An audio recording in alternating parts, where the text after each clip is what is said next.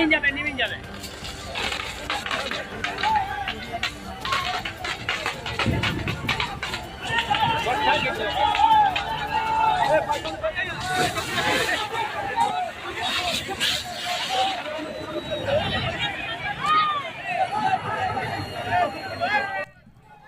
লাভপুরে মঞ্চে আগুন, অল্পের জন্য বড় দুর্ঘটনা এড়ানো গেল। বীরভূমের লাভপুরে তৃণমূল কংগ্রেসের সভা মঞ্চে হঠাৎ আগুন লাগার ঘটনায় চাঞ্চল্য ছড়ালো এলাকায়।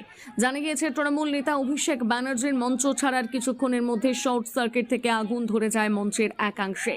দেখতে দেখতে আগুন ছড়িয়ে পড়ে এবং ঘন ধোঁয়ায় ঢেকে যায় সভাস্থল চত্বর। ঘটনায় উপস্থিত মানুষজনের মধ্যে আতঙ্ক ছড়িয়ে পড়ে। যদিও দ্রুত পরিস্থিতি সামাল দিতে ঘটনাস্থলে পৌঁছে যায় দমকল ও পুলিশ। দমকল কর্মীদের তৎপরতায় অল্প সময়ের মধ্যে আগুন নিয়ন্ত্রণে আনা সম্ভব হয়। বড় কোনো হতাহতের খবর পাওয়া যায়নি বলে প্রশাসন সূত্রে জানা গিয়েছে। তবে এই ঘটনাকে কেন্দ্র করে এলাকায় ব্যাপক চাঞ্চল্যের সৃষ্টি হয়েছে। ঘটনার কারণ হিসেবে প্রাথমিকভাবে শর্ট সার্কিটকেই দায়ী করা হচ্ছে। পুরো বিষয়টি খতিয়ে দেখছে প্রশাসন।